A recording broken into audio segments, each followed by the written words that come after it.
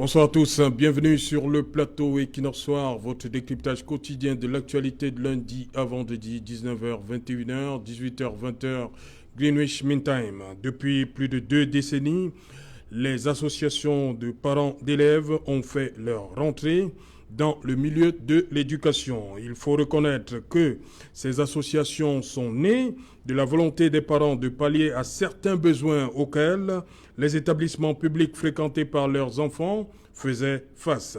La dénomination de l'association a évolué avec l'intégration en leur sein des enseignants. C'est donc désormais association des parents d'élèves et enseignants. Elle est ainsi devenue un acteur très important et même incontournable dans le financement des établissements publics et même parfois privés. Le débat depuis plusieurs années maintenant reste sur le montant des contributions des associations des parents d'élèves et enseignants, devenant de plus en plus exorbitant. Une situation qui conduit souvent à l'exclusion de certains enfants pour défaut de paiement. Le phénomène est d'autant plus récurrent que les parents doivent débourser les mêmes sommes d'argent pour autant d'enfants envoyés à l'école. Madame, Monsieur, tout à l'heure à 20h, c'est la grande édition d'information présentée par Cédric Nouffelé. Tout de suite après, le débrief du journal et tout de suite, le fait du jour.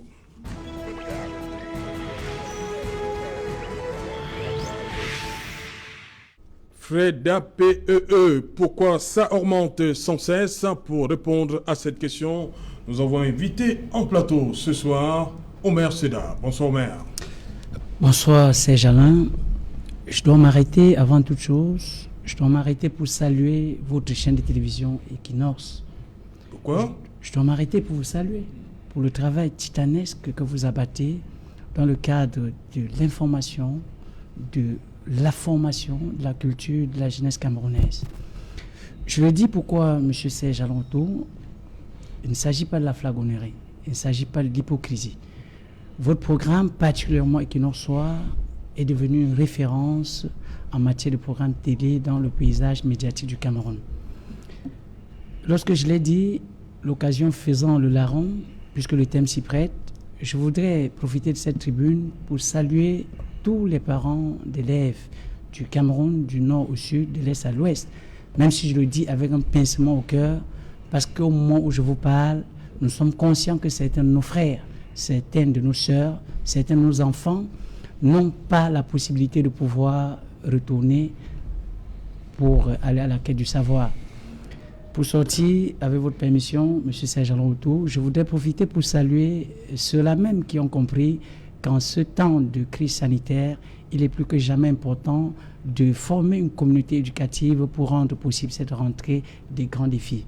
Je voudrais saluer Madame le proviseur du lycée bilingue de Nopassi, Madame Mouen. Je voudrais saluer tous les enseignants du lycée bilingue et du Cameroun qui sont de plein pied dans les évaluations de fin de première séquence. Merci. Omer Seda, vous êtes enseignant de, on dit souvent langue vivante de, espagnol. Espagnol, bien sûr. Espagnol. Il y a l'allemand, il y a... Le chinois, l'italien, ouais. L'allemand. Ok. Enseignant d'espagnol. En face de vous, il vient pour la toute première fois Maître Cyril Achoumen. Bonsoir Maître. Bonsoir Monsieur Serge Alain. Je vous remercie Monsieur Serge Alain de m'avoir donné la possibilité de passer pour la première fois chez vous. J'avoue, je vous ai toujours bien suivi et je profite par la même occasion et j'envoie le pas à mon ancien collègue, puisque nous avons été collègues dans les batailles éducatives dans cette ville. Je profite déjà pour vous dire, allez de l'avant, continuez à informer les Camerounais, c'est ce que nous attendons. N'en déplaise à ce qui va arriver, nous voulons que vous continuiez dans cette même lancée. Je ne vais pas m'avancer sans rendre un vibrant hommage aux enfants qui ont été tués récemment à Kumba et ceux qui ont été effrayés. Ils ont dû fuir les classes. Effrayés, vous dites? Effrayés, ils ont été effrayés. Ces enfants ne reviendront plus en classe. Les enfants qu'on a déshabillés, ils ont fui. Ils ne reviendront plus à la classe. Donc vraiment, moi, je leur rends un vibrant hommage, surtout à ceux qui sont décédés. Et je profite par la même occasion pour dire un coucou, un petit bonsoir à ma mère, mon père, à mes enfants et à tous ceux qui partagent mon quotidien. Ok. Maître Cyril Atoumen Sandjo, avocat au barreau du Cameroun. Bonsoir, honorable Douala Bel. Bonsoir. Et bienvenue. Merci et une fois de plus de m'avoir convié. Oui. Je dirais également que je suis très sensible à l'effort que Equinox accomplit pour rester un témoin vivant de la démocratie au Cameroun. Merci. Parce que la contradiction est une chose importante dans les démocraties. Évidemment, Equinox peut faire des erreurs, peut commettre des erreurs. Et j'ai apprécié que après un ressentiment qui a été exprimé sur ce plateau, que vous ayez pris sur vous de clarifier la situation pour mieux informer les Camerounais. Donc, comme d'habitude, je suis contente d'être là et de pouvoir échanger avec mes copanélistes. Voilà, je rappelle que l'honorable Marlise Douala Bel est président du conseil d'enseignement du lycée Jos de Douala. C'est bien cela. Dans le premier arrondissement de Douala. C'est bien voilà, cela. Bienvenue. Donc vous avez... on va s'abreuver à votre source pour ce sujet-ci. Je vais essayer. Je vais essayer. Voilà. Il est là, Pierre-Emmanuel Bignan. Bonsoir. Bonsoir Serge Alain. Bonsoir à tous mes copanélistes. Oui. Et un bonsoir à tous les téléspectateurs de Equinox Soir. Pourquoi vous êtes assis souriant, Pierre-Emmanuel Bignan? Ça vous arrive pas? Pourquoi vous êtes souriant aujourd'hui? Je ne suis pas qu'un méchant garçon, je sais aussi être sympa. Vous êtes très souriant aujourd'hui, je vous comprends, hein, Pierre-Emmanuel Bignan. Bienvenue. Hein. Ok, merci. Voilà. Bon, je vais le thème, Omer Seda, vous qui êtes enseignant, est-ce que vous comprenez le fait que ces clameurs-là, au fil des ans, que les contributions par rapport aux APE ne cessent d'augmenter? Les parents se plaignent beaucoup. Je crois, Serge Alaoto, qu'il est souhaitable que je commence par parler comme parent. Oui. Il me semble que j'ai des enfants dans des écoles publiques, dans des établissements publics du second, je veux dire l'enseignement secondaire. Et souhaitablement, l'heure est venue que nous comprenions que l'école est devenue une communauté éducative. Comme pour dire que le parent est devenu un partenaire. Cela étant dit, on ne pourrait pas se mettre en retrait. Maltraiter le partenaire. Le partenaire se plaint. Monsieur Serge Alaoto, il faudrait que nous soyons assez clairs là-dessus et vous allez me permettre d'être assez... je veux dire, je voudrais sortir des émotions. On va être précis, on va aller très to the point. Quand un établissement fixe à 35 000, je prends comme ça, tout de go, 35 000 les frais d'APE, c'est pour faire quoi? Cette question, elle est la bienvenue parce Oui. que je voudrais m'inspirer sans publicité aucune du lycée bilingue de Londres-Passy pour dire que pour le compte de l'année 2020-2021, le personnel enseignant est passé, je parle des vacataires, d'une dizaine à une quarantaine. Oui. S'il y a déjà une augmentation au niveau du personnel enseignant, cela suppose qu'il y a absolument une nécessité d'augmentation au niveau des infrastructures, des salles de classe, des tables bancs. Oui. Comme pour dire qu'il n'est plus évident, avec les sommes peut-être qui ont été arrêtées dans la plupart des établissements, de pouvoir couvrir les besoins financiers de toutes les charges qui s'imposent. Oui. Cela étant dit, je comprends véritablement qu'en temps de crise, qu'il y ait des grincements dedans, que les parents se plaignent. Mais il faudrait que nous nous posions la question de savoir, faudrait-il laisser nos enfants sans enseignants? Oui. Faudrait-il laisser nos enfants sans salle de classe? Et vous l'avez dit d'entrée de jeu, Serge Alaoto, l'institution des APE qui, au cours du temps, sont devenus des APEE, Oui. est une réponse palliative à l'impossibilité. Moi, je ne parlerai pas de l'incapacité, de l'impossibilité de l'État à couvrir tous les besoins infrastructurels et structurels de l'école de la République. C'est fort de cela que les parents ont compris qu'il est temps à jamais de mettre la main dans la pâte. Et quand ils mettent la main dans la pâte, il faudrait véritablement que nous les accompagnions, que nous ne créions pas des débats là où il n'en faut pas. Parce que, comme je vous l'ai dit d'entrée de jeu, il n'est même pas évident. Vous avez parlé de 35 000 francs. peut-être ailleurs. Non, j'ai les pris autres. comme ça Oui, c'est un exemple, je hein. suis d'accord avec vous. Mais je voudrais dire que les 35 000 francs sont mathématiquement insuffisants s'il est question même déjà de couvrir tous les besoins. Omer Seda, Imaginez-vous. Omer Seda, vous nous avez amené dans un établissement, vous avez dit qu'il y a le nombre d'enseignants est passé de, je sais pas, D'une dizaine voilà. à une quarantaine. Mais vous ne nous donnez toujours pas le montant. Les frais d'APE sont passés de combien quand même? Mais je dis là, Serge Alain Autou, il est difficile pour moi déjà de rentrer dans un débat qui n'est pas mien. C'est vous qui avez parlé du lycée bilingue de Dorpassi. Exactement. En tant qu'enseignant. Vous parlez seulement des enseignants, vous ne nous dites pas combien les parents déboursent là-bas pour l'APE. Je suis d'accord avec vous, mais je dis, M. Serge Alain Autou, l'enseignant, même s'il fait partie intégrante de cette association, n'a pratiquement rien à voir dans la gestion. Il faudrait que ce soit clair, même les proviseurs ne sont pas les personnes qui gèrent les finances des APE. Il y a là un bureau. Oui. Et ce bureau est constitué des parents. Ça veut dire que s'il y a les plaintes à formuler, il faudrait que nous ne soyons pas en train de tirer à bouler sur les enseignants ou sur les chefs d'établissement. Mais j'étais là à dire simplement que, compte tenu des énormes besoins en infrastructure, il est plus qu'important de comprendre que l'augmentation de ces frais est une nécessité, ce n'est pas une complaisance. Merci, merci. Juste à côté de vous, Alice Doualabel, c'est une nécessité d'augmenter les frais chaque année, même s'il n'y a pas de nouveaux besoins, parce qu'on nous dit très souvent que c'est pas par rapport aux besoins.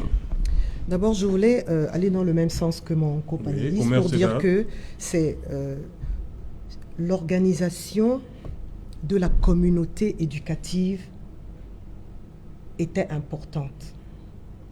Et elle a été prise en main par le gouvernement qui va sortir un décret pour organiser toute la communauté éducative.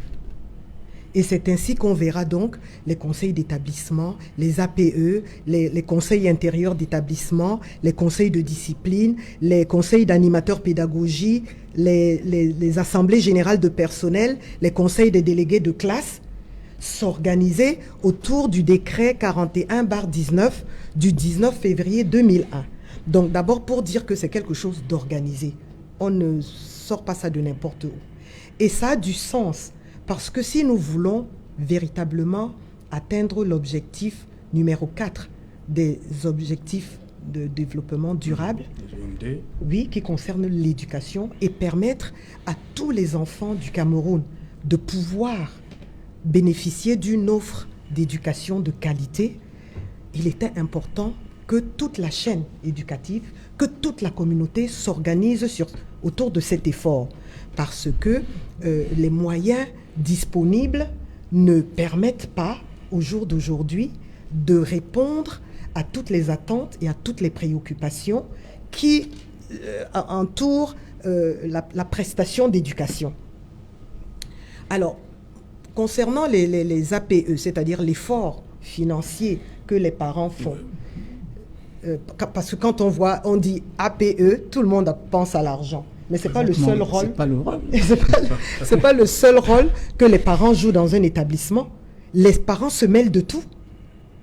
Même pratiquement du règlement intérieur. Parce que c'est important que les parents sachent à quoi sont astreints les enfants sur le plan disciplinaire pour qu'ils puissent jouer leur rôle de coach, leur rôle d'éveil, pour que les enfants ne se retrouvent pas en porte-à-faux avec le règlement de l'établissement. Donc, pour moi, c'est une excellente chose que les parents se soient organisés. Maintenant, concernant les finances sont aussi importantes. Pourquoi? Parce que c'est grâce à cet appui supplémentaire des parents qu'on arrive à payer les enseignants vacataires. Par exemple, là, l'année, notre dernier conseil, nous avons dû regarder et re-regarder encore les chiffres pour trouver comment nous allons soutenir, comment est-ce que les parents d'élèves vont soutenir l'effort requis par la rentrée Covid. Parce que la rentrée Covid a généré des besoins supplémentaires d'ordre... Est-ce qu'il y a eu de nouvelles constructions? Par exemple, au lycée Josui. Oui. Au lycée Josui. Mais de toute façon, passer d'un nombre X à un nombre X fois 2, c'est déjà automatique. Oui. Ça se fait mécaniquement. On passe d'un effectif d'enseignants à un autre. Et du coup, comme la fonction publique ne peut pas nous livrer ce personnel-là à temps voulu, Les parents peuvent donc payer des vacataires pour que les enseignements soient quand même délivrés. Il y a le problème des tables bancs. Il y a le problème des infrastructures. Au lycée Josse, on a ajouté des salles de classe pour arriver au nombre... Mais vous parlez du problème de table banc, oui. Il y a des établissements, lorsque vous allez faire inscrire votre enfant, on demande aux parents d'acheter lui-même le banc. Oui, ça peut arriver. Oui. Ça peut arriver, mais je ne pense pas que ce soit la situation la plus commune qui soit. Donc, pour vous dire que pour nous, au lycée Josse, nous avons respecté les instructions de Madame le ministre qui a demandé qu'il n'y ait pas une augmentation des APE. Et nous n'avons pas augmenté les APE, les frais des APE. Ce que nous avons fait, c'est que nous sommes entrés dans notre programmation budgétaire pour voir les postes dans lesquels nous pouvions soit diminuer, soit carrément supprimer, pour pouvoir tenir nos engagements en tant qu'établissement vis-à-vis des élèves et vis-à-vis des parents. Voilà. Pierre-Emmanuel Bignam, il y a eu ce débat il y a quelques années sur le caractère obligatoire ou pas du paiement des APE. Oui, le ministre, je crois que c'était Mbela Mbappé, mais la réalité, lorsque vous alliez inscrire votre enfant, était tout autre. Ouais. Le ministre prend une décision, mais sur le terrain, est-ce que ça reflète la démission en fait, de l'État, reposer tout sur les parents? Je me souviens effectivement, lorsque cette décision a été prise par le ministre à l'époque, il était question que ce ne soit pas quelque chose d'obligatoire, c'est-à-dire que les frais étaient facultatifs.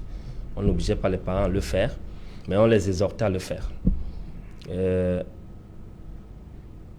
Dans un premier temps, les parents avaient adhéré parce que les parents estimaient qu'ils devaient aussi apporter le soutien à l'État dans la gestion des établissements et leur développement. Mais à un moment donné, on a constaté que la façon de gérer ces frais commençait à poser problème. Entre 2014 et 2015, le ministère de l'enseignement secondaire a enregistré près de 2 400 000 élèves. Et dans les 2 400 000 élèves, il y a eu près de 1 500 000 élèves qui payaient en moyenne 15 000 francs d'APE, puisque la moyenne étant entre 10 000 et 30 000 selon les établissements.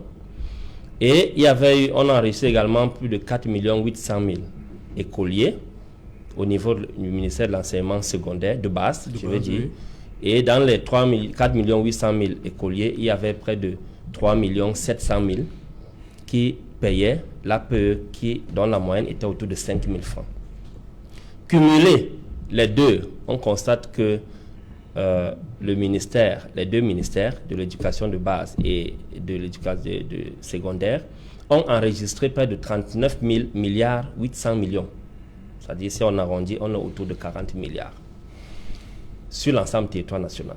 Ces 40 milliards, presque par an, ça sert à quoi dans un établissement scolaire dont on sait que, pour la plupart, il n'y a pas de dispensaire.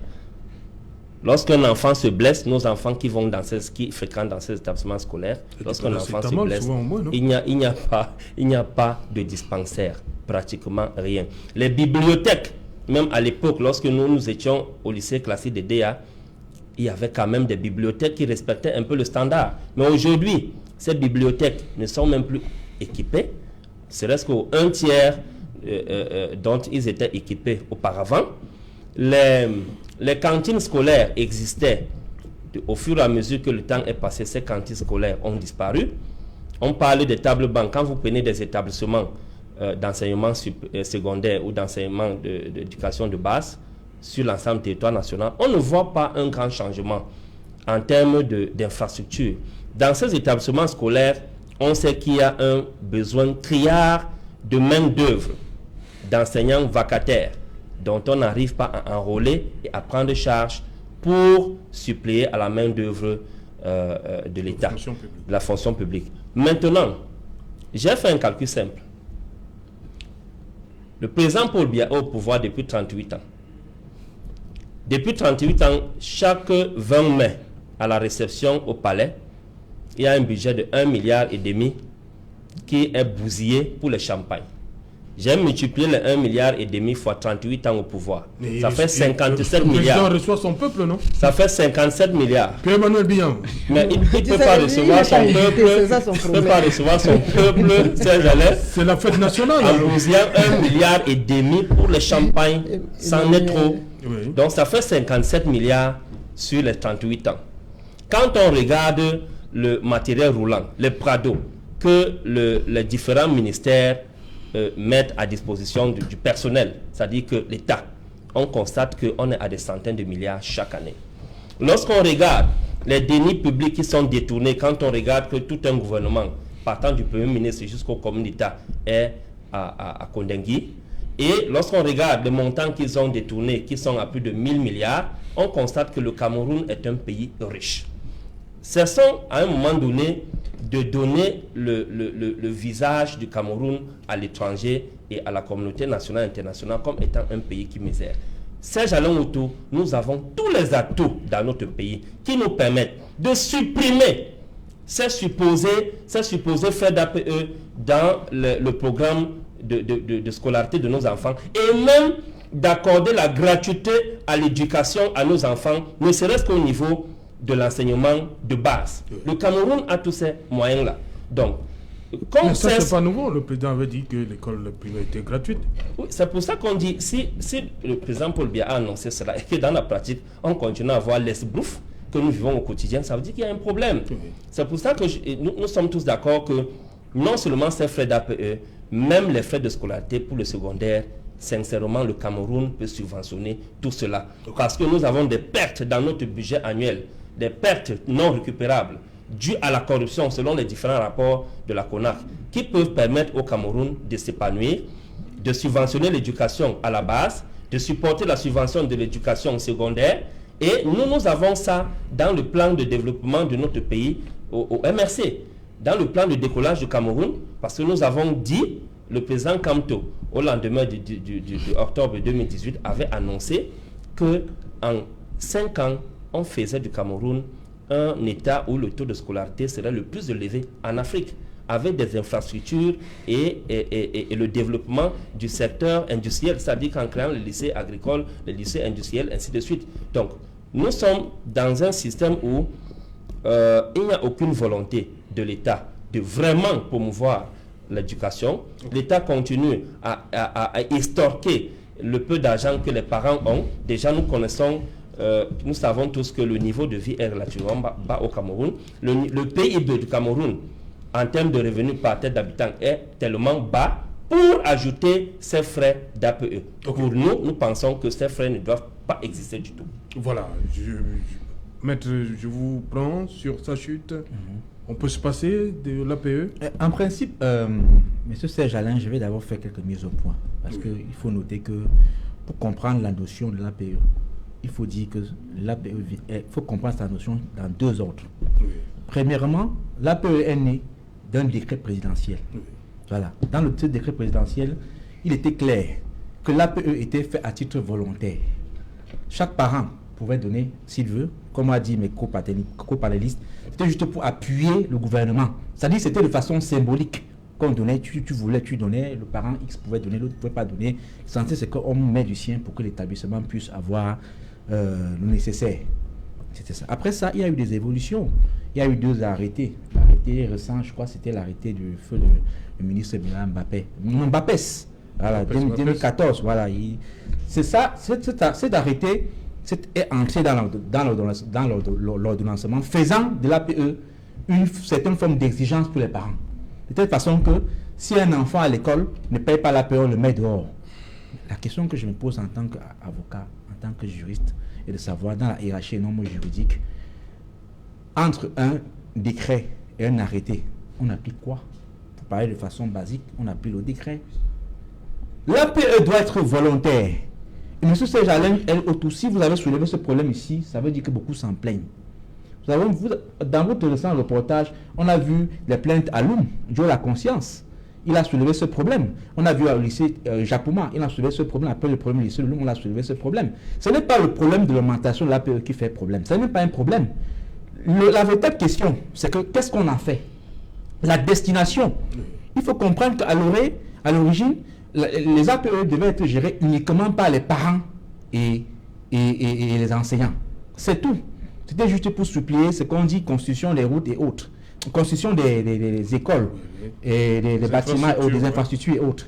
Payer par exemple des enseignants vacataires, les suivants des secteurs. Mais ce n'est plus ça. Les proviseurs se sont mêlés des APE. Ils font de l'APE leur business. Ceux qui sont au sein de l'APE, ce sont les personnes qui choisissent. C'est ça. Or, ils oublient que même l'APE, c'est d'abord une association. Et dans le décret de 2019, dans je parle de la loi 2019, du 19 décembre 1999, l'APE demeure une association. C'est ça, l'association des parents d'élèves. Et l'adhésion à l'association est libre. Elle n'est pas conditionnée. Donc je vois mal qu'on chasse un enfant des classes, tout simplement parce qu'il n'a pas payé les frais d'APE. Ce n'est pas normal. Il faut qu'on revoie cette façon de gérer les APE. Comme a dit mon panéliste de droite, c'est ça qui fait problème. Quand les proviseurs vont prendre les APE sans qu'il y ait un audit, on détruit l'argent des APE, qu'est-ce qu'on en fait? C'est ça. Ils sont de nous ressaisir et voir et orienter vraiment, destiner cet argent-là. L'argent est destiné à quoi? Pour construire X, pour construire Y, qu'on le fasse. C'est ça, il n'y aura plus de plainte. C'est ça la véritable question. C'est-à-dire la destination de ces fonds-là. C'est ça. Voilà, les activités des APE, c'est 3 ordres. Paiement des salaires des enseignants vacataires, achat de matériel didactique, construction des infrastructures scolaires. Merci. C'est Jean Auto, mais je crois qu'au début de l'émission, j'ai observé un temps d'arrêt pour saluer cette capacité de votre chaîne de télévision à informer, à la limite à former. Je voudrais dire que l'heure est venue dans ce pays pour que nous rentrions dans des débats sans passion.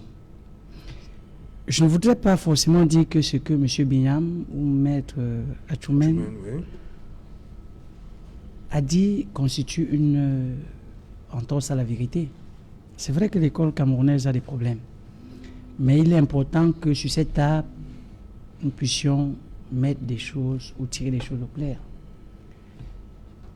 Quand je rentre dans les calculs tout à l'heure exposés par M. Binyam, ça laisse croire que les 40 milliards sont collectés pour entrer dans les caisses de l'État. Non. Les caisses des associations des parents d'élèves et enseignants sont des caisses autonomes. Il y a un bureau. Je voudrais dire que sur le terrain, vous constaterez que les sommes destinées à l'APE sont gérées, sont collectionnées par une équipe mise sur pied par les bureaux de l'APE. Parce que quand nous parlons de 40 milliards, ça laisse croire que l'État a récupéré 40 milliards à gérer à sa guise. Il faut que nous soyons clairs là-dessus. Maintenant, si je pousse un peu le bouchon, je vais avancer pour rattraper les propos de Maître Achoumen. Il a semblé dire quelque chose qui m'intéresse. Il y a des cas isolés. Les proviseurs qui, a-t-il dit, se sont accaparés de la gestion des APE. Moi, je pense que, jusqu'à preuve de contraire, je n'ai pas connaissance de cette situation. Parce que je le dis sans flagornerie. Vous voulez en fait dire que très souvent le président de l'APE, c'est l'homme du proviseur. Non, M. Serge Alonto, c'est un peu comme si on dira que les invités de Equinox sont vos hommes. Non, c'est pas la même chose. Je voudrais, permettez-moi, je vais en venir. C'est pas la même chose. Non, maître, soyons sérieux. Je ne pense pas que lorsqu'on parle de l'Assemblée générale de APEE du lycée bilingue Milon Dorpassi, vous me permettez, ce n'est pas une publicité. Madame le proviseur Mouine Nathalie n'a même pas le droit de voter. Elle ne vote même pas.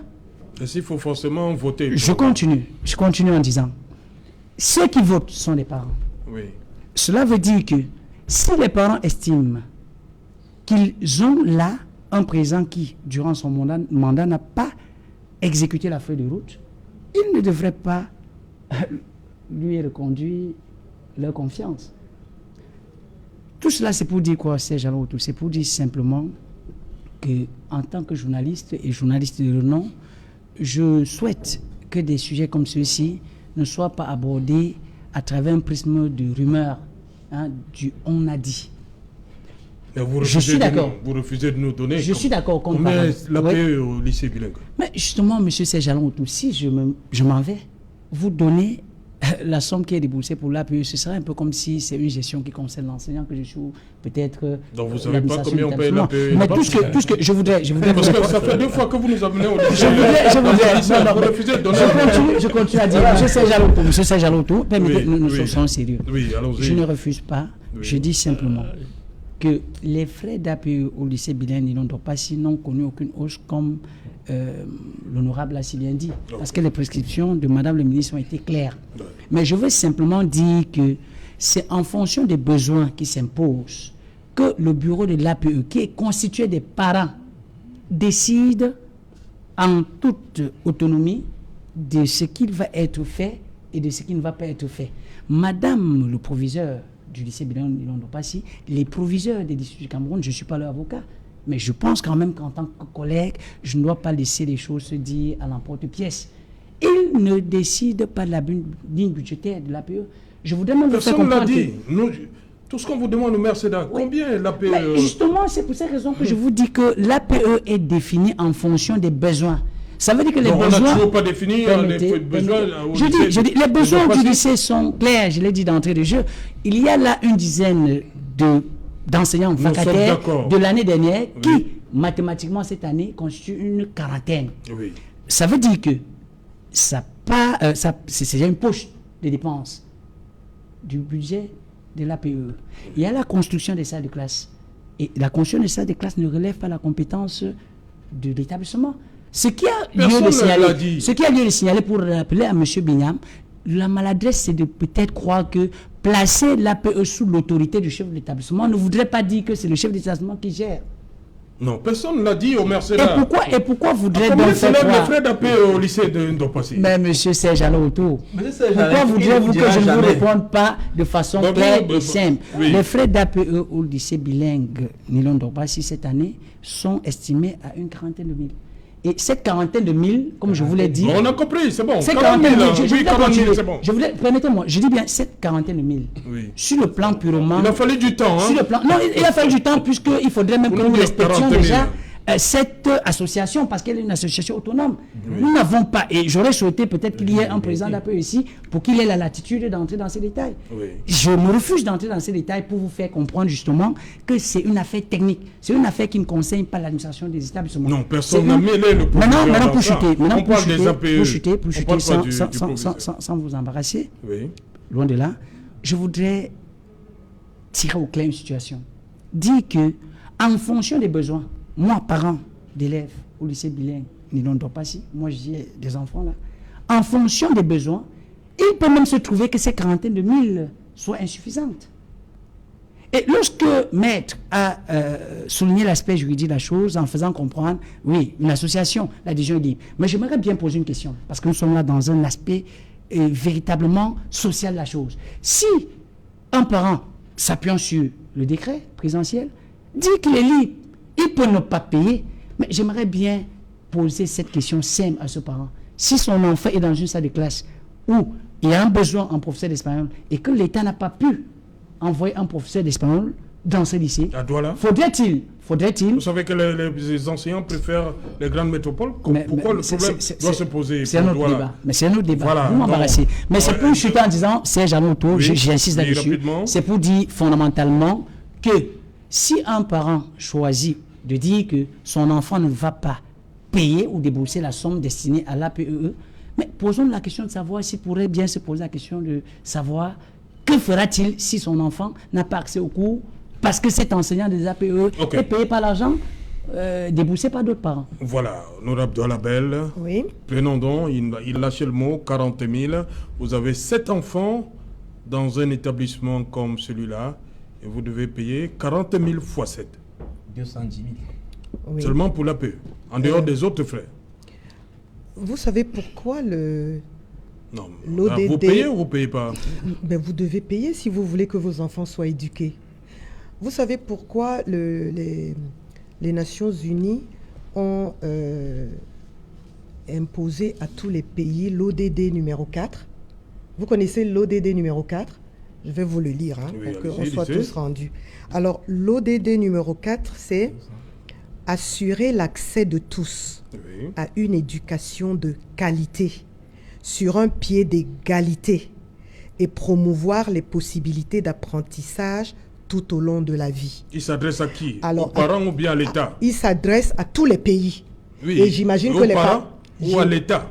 Ou aux États? J'imagine que maintenant, chaque État va s'organiser en fonction de ses moyens. Oui. Écoutez, il faut qu'on soit raisonnable. Oui.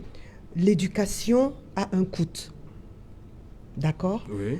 Et si nous faisons partie de la communauté éducative, que nous avons besoin d'avoir des enfants qui demain représenteront notre nation de manière appréciable, il faut que nous investissions dès maintenant. Maintenant, la vérité, c'est que tous les parents n'ont pas les mêmes moyens. Voilà. Certains sont plus en difficulté que d'autres. Ça, c'est la vérité. Mais l'effort que chaque parent doit aussi faire, c'est un effort de solidarité. Étant entendu que l'État la responsabilité de l'État, c'est de faire en sorte que cet APE-là, même s'il existe, bientôt, il n'existe que pour la cerise sur le gâteau, comme en Europe ou ailleurs, où voilà, parce qu'il faut que les enfants aient une classe de piano, ou alors les enfants aient une classe de dessin, enfin, des choses qui viennent s'ajouter à l'essentiel. Mais nous, dans les pays sous-développés, et tous les pays sous-développés, nous sommes encore en train de chercher les moyens pour que le minimum syndical, le minimum requis soit là. Donc, si les parents acceptent de faire cet effort, ça leur coûte. C'est un sacrifice. Ils en ont le choix d'abord.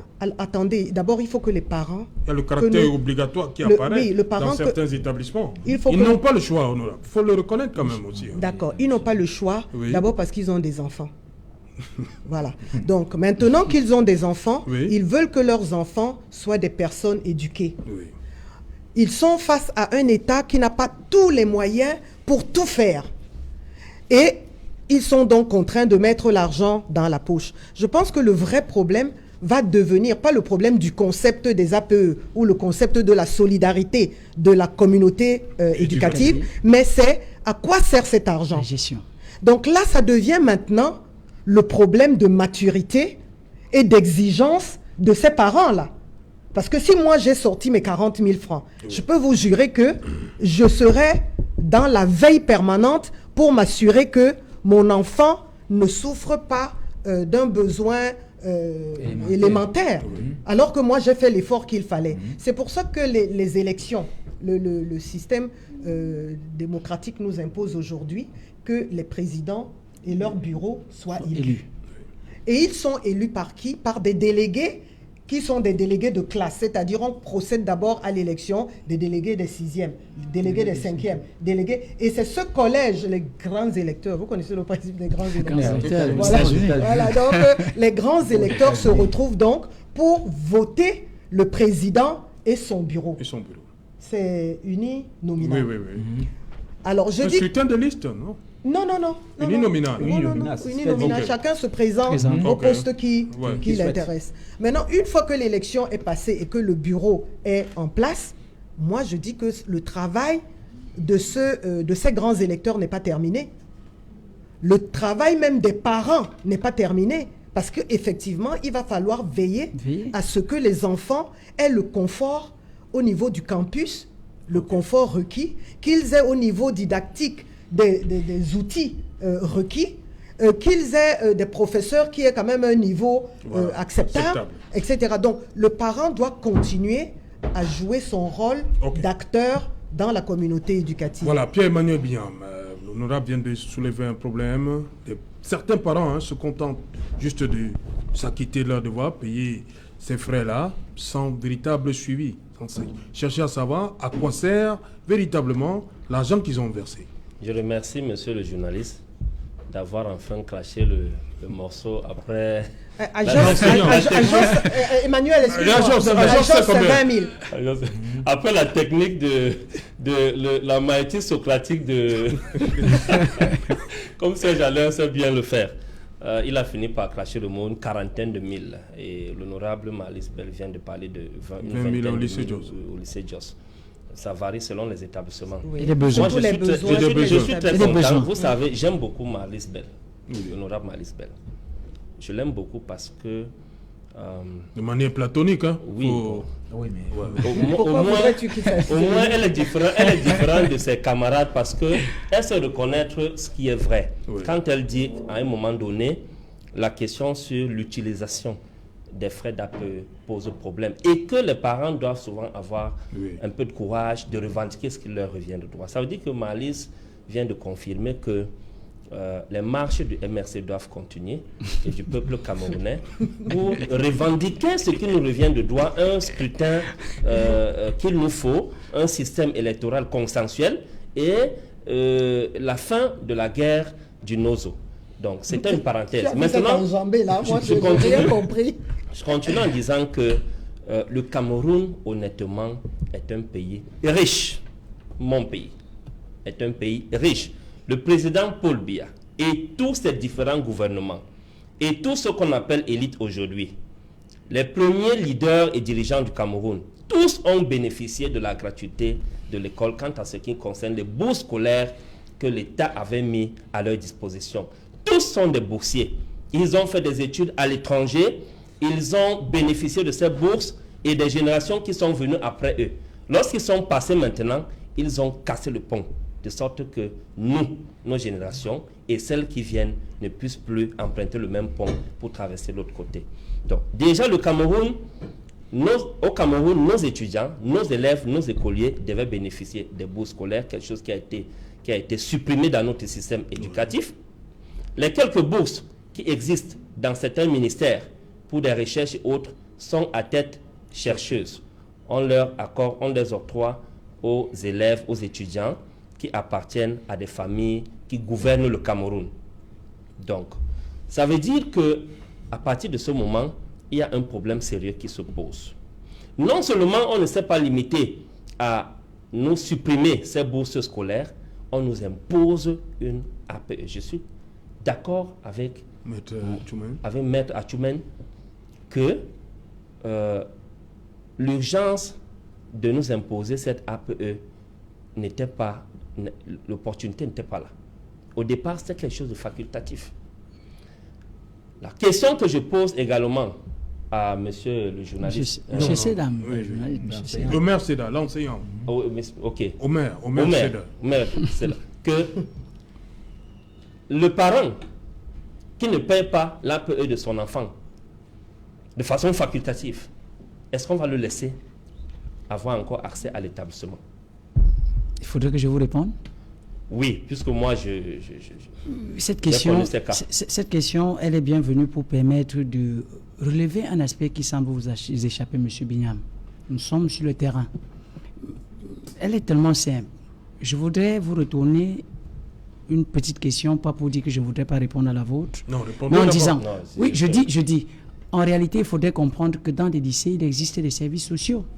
Autant nous avons 3 parents qui se plaignent de pouvoir débourser de l'argent pour les 3 enfants, il y a des parents qui ont 3 enfants qui n'ont pas la capacité de payer les frais d'APEE et que les services sociaux qui sont dans les lycées travaillent dans ce sens. Et au lycée bilingue de Ndopassi, à titre d'exemple, j'ai vu ce matin, permettez-moi, j'ai vu ce matin un parent... Dans un pays où le SMIC est de 36 000 francs, et où la moyenne d'enfants par famille est de 3 enfants, on ne peut pas demander à un parent qui gagne 36 000 francs par mois de payer une quarantaine de mille par enfant d'APE par an, par année scolaire, en plus du manuel scolaire, dont tout le monde sait qu'il est exorbitant aujourd'hui. C'est-à-dire que j'ai mes enfants de la maternelle, ils ne sont plus capables de porter leur manuel scolaire. On a opté pour laisser ça à l'établissement. Tellement le sac pèse. C'est-à-dire que lorsque la rentrée scolaire arrive, c'est des sueurs froides que les parents ont. Donc, on ne peut pas, avec ce niveau de vie, continuer à demander qu'on paye l'APE. Il faut annuler cet APE-là. Bon, le Cameroun a tous les moyens pour 36 avoir 000, un niveau de... à Jos, ça peut aller avec 36 000 de SMIC? Non. Là-bas, c'est 20 000. Ça peut aller là-bas? Jos, les élèves du lycée Jos, ce pas des gens qui habitent Loboussou, ce pas des gens qui habitent... Ce sont des gens qui habitent Bonadjob, Bonamoussadi, non. Ça, c'est de l'esprit, monsieur. C'est pas vrai. Ce sont des élèves... Vous voyez les voitures qui viennent les déposer le matin à l'école. Mais Alice Bell n'est pas présidente d'APE d'un établissement pauvre, elle est présidente d'APE d'un établissement. Mais Les parents sont riches, les parents ont des moyens. Aller à l'école publique de Maholais si les enfants ont la capacité de payer cet APE-là. Moi, je pense qu'à un moment donné, il faut que notre pays soit sérieux. On ne peut pas disperser des milliards dans des détournements au quotidien et qu'on vienne imposer aux parents cette taxe-là qui n'a pas lieu d'être. Voilà, on va permettre à Maître Atchoumène, parce que dans bientôt le journal... Monsieur Serge Alain, je vais redire encore ce que je disais tout à l'heure. On doit essayer de revoir cette question des APE. C'est faramineux, monsieur Serge Alain. Non, ça dépend de tout à l'heure, vous avez fait un ratio. C'est-à-dire un calcul arithmétique. Là, vous avez dit 40 000 francs x 7. Ça fait 280 000 francs qu'un parent doit payer avant de mettre dessus les frais, d'autres frais fixes. Mais c'est de trop, monsieur Serge Alain. C'est de trop. C'est pour ça que quand vous allez interroger la majorité... On dit que ça dépend des besoins de l'établissement. Hein. Quand vous dites les besoins, je prends un établissement comme le lycée ne doit pas, c'est dont il parle. C'est l'établissement dont je connais cet établissement. Il y a quand même des infrastructures dans cet établissement. Mais quand on va jusqu'à payer jusqu'à 45 000... Ça, c'est les parents qui ont décidé. C'est le bureau. C'est le bureau qui a décidé. C'est pas le proviseur. Monsieur Serge Alain, très rapidement, je voudrais que nous tombions d'accord là-dessus. Il ne s'agit pas de croire ici que l'administration de l'établissement a décidé du paiement d'une quarantaine de mille. Il s'agit d'une décision des membres du bureau. Qu'est-ce qu'on a fait? Le président Prévia parle de la gratuité. Et la destination, c'est pour ça que la majorité des parents préfèrent inscrire leurs enfants dans les écoles. On a parlé de la gratuité. Parce qu'il n'y aura plus de différence. Monsieur Bignam. Avec 36 000, ils vont dans Avec 55 000 francs. 45 000 francs, ce n'est que l'APE. Monsieur Bignam. Monsieur Bignam. 40 000 francs, c'est l'APE. Monsieur Bignam. Aidez-nous à dénoncer. Monsieur Bignam. On se retrouve à Maître Atchoumène d'abord. Je dis ceci, je disais ceci. Si on revient après le journal Perrontier. Bonsoir Cédric, il est déjà là. Bonsoir Cédric, au menu ce soir, un seul titre, Cédric Noufélé. Bonsoir Serge Alain, bonsoir à vos invités. Ce soir, Equinox Télévision apporte des éclaircies sur cette polémique autour d'une dame, Stéphanie Ndjomo, invitée de l'émission Parole de femmes, dont le témoignage bouleversant a suscité émoi, consternation, mais aussi controverse. Elle a été arrêtée dans des conditions et des circonstances qui demeurent encore floues depuis 48 heures. Son témoignage est-il le reflet de la réalité vécue par sa famille? Et cette dame qui réside pour le moment dans le 4e arrondissement de Douala, a-t-elle réellement vécu à Kumba?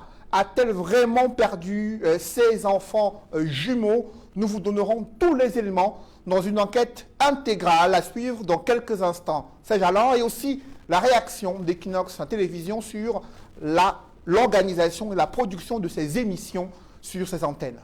Voilà, madame, monsieur, c'est donc la fin de cette première partie Equinox Soir. On se retrouve tout à l'heure après ce grand dossier que va développer dans un instant Cédric Noufélé.